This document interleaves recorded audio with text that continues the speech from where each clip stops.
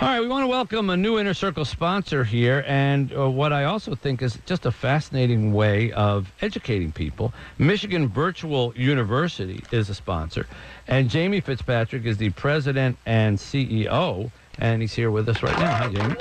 Hi. So, explain what Michigan Virtual University is and how you particularly got into it. Well, the first thing I would say is we're not a university. We're a nonprofit, 501c3. We got started in 1998, and our initial focus in the very beginning was workforce development, providing online education and training to people who were already in the workforce. And in 2000, the governor and the legislature at the time asked us to create the Michigan Virtual School and provide an opportunity for young people all over the state to take online classes that they might not otherwise have access to at their local school. Or if they had some challenges academically, a chance to retake those. And so since 2000, we've operated Michigan Virtual School. Nobody's ever graduated from the Michigan Virtual School. Last year, we delivered about 25,000 online courses, working with around 500 schools. And so we supplement the local Yeah, but school they may have districts. graduated from the school that they were in on account of taking the classes at your school. So it runs the gamut, from what I've read, it runs the gamut of classes for, as you say, kids who are challenged, summer school types of classes. I need to get caught up. But you've also got advanced placement classes, AP classes for kids who are college bound, who just want to beef up, I guess, with their normal course load. So explain the variety of that. Well, if you can imagine growing up in a rural part of Michigan, especially in the Upper Peninsula, where you've got a graduating class of 50 students or less, the chance of taking a world language, might be able to take Spanish. We offer Spanish, French, German, Latin, American Sign Language, Japanese, Chinese, and we're trying to work on an Arabic course. So 7 world languages, 23 AP courses. So even your most comprehensive high school in the state of Michigan wouldn't probably be able to match that kind of course offering. And then we have things like oceanography, computer programming. So it would run the gamut from core courses to the world language courses to advanced placement to, I'll call them, elective interest courses. And yet you're a charity, if you're a 501c3. So how does that, is that because you're tied in with the school systems? Well, we're a nonprofit because really our mission is to try to advance K-12 education in the digital learning world through research, practice, and partnerships. Right. We do 3 things. We operate the Michigan Virtual School, so give middle school and high school kids a chance to take online courses.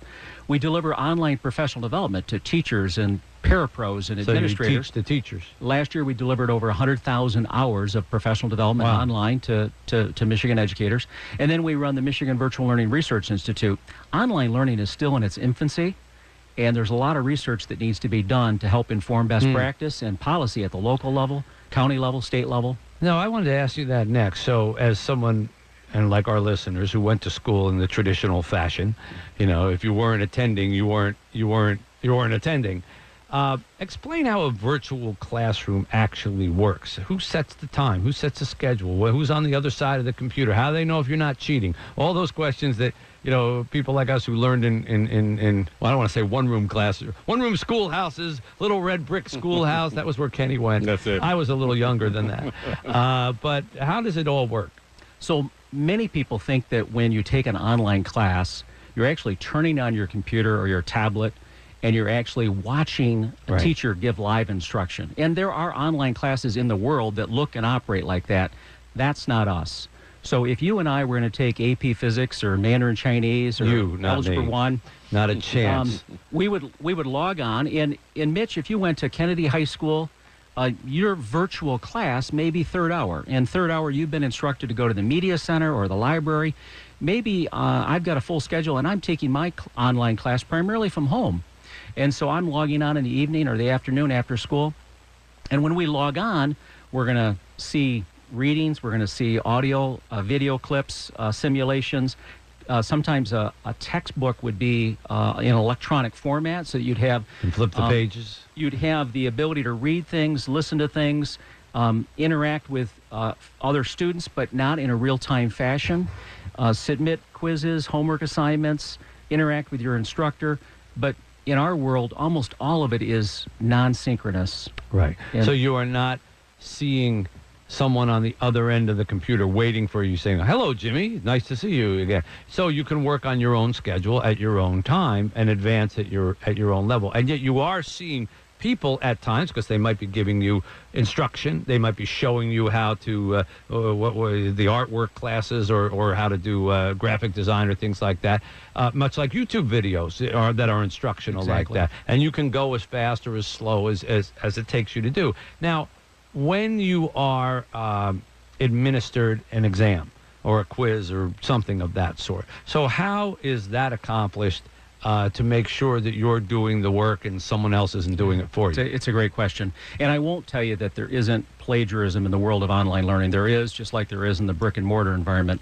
But there are things that we're doing to try to taper that so that it's not significant. So when a student turns in a homework assignment, let's just say you were asked to do a 4-page essay and you turned it in, our teachers can take that text and run it through a reader to see if that content was harvested from the internet. And so we dodge plagiarism to some extent on that. If you were to sit for a high-stakes exam and you're back at Kennedy High School, third hour, the ability for you to log into that test you would not be able to do that until an adult in that building who has been given the key to unlock that exam.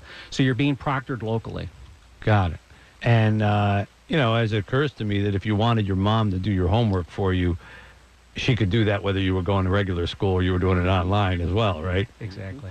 As we're talking with the CEO and president of Michigan Virtual University, Jamey Fitzpatrick, I'm seeing here also there's summer classes, a credit forward program is what you call it, for kids who couldn't get to certain classes while they were in the regular school year, and they can actually take them online over the summer. Explain that. It's been over a decade since Michigan, the legislature and the governor and the State Board of Education put in place new graduation standards back in 2006. And when the state did that, they said in order to graduate from the Michigan high school, you had to have an online learning experience. We were the first state in the country to do that, and now there's maybe a dozen states that have joined Michigan. The summer program is really we're targeting two types of students. Those obviously we have kids who struggle with maybe algebra or a math course in their brick and mortar environment. So this gives them a chance to maybe take it a second time and learn in a different environment that they're going to need to learn the rest of their life. Because last year 1 out of 4 college students took an online course, and that number continues to grow. And we know how workforce training is delivered in the workplace. But we also are recognizing more and more young people, they want to be in band, they want to play a sport, their schedule is just so full. So summer really is just a wonderful opportunity. It used to be that you had to physically be tethered to a building. Right. And now, if the family goes to the vacation, you can take your laptop, you can go to the cottage, you can go wherever, go to the library, and still continue your education. And this gets credit in the Michigan school system. Exactly. That's the best part of it. This isn't like, well, we'll do it, but then you're going to have to try to fight to see if you can get credit for it in your school. Mitch, we're accredited through the same accrediting body that Michigan school districts are accredited by. Do you see, Jamey, this in 30 or 40 years being as common as, classroom learning, especially at a college level? It'll be pretty darn close. You will not, I don't believe you'll be able to go kindergarten through 12th grade without experiencing some type of an online environment. Now, what's really starting to be big in our space, and we're actually doing capacity building work to help Michigan school districts do this, is a blend. We call it blended. So the course isn't all online, it isn't all face-to-face, but there's a mix. We jokingly say for the last 17 years we've never had a snow day. The average Michigan school district in the state shuts down for somewhere between 7 and 12 days, and they're in school for 175 days. We had a bad winter 3 years ago. We were approaching almost 10% of the days were closed because of school. But we also have a lot of kids who have health issues. They get sick, they miss 4 or 5 days. This notion of being able to record or capture the lesson that the teacher is delivering that day, Johnny or Susie be able to access that from home and come back to school and not be behind. And with the way kids are learning everything today, experiencing everything today, this is totally in their wheelhouse. It's probably more comfortable for them, sad to say, than actually interacting with another human being. That's a discussion for another day. But this is open to anybody. You can all find out more information at MVU.org. That's MIVU.org. That stands for Michigan Virtual University, MIVU.org. And, of course, you should go online to find out more about an online university.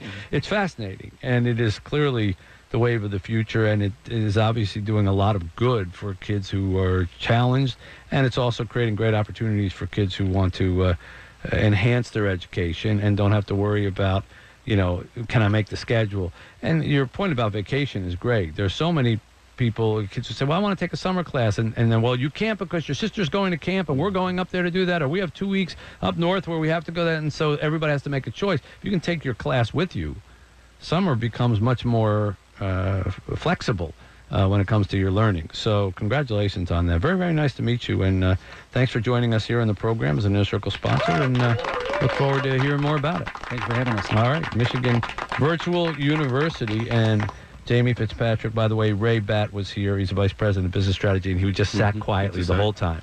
He was strategizing. But yet, if he goes home and his family or wife or somebody says, I didn't hear your name mentioned. I thought you were at the radio. So we're proving he was here. He just was quiet.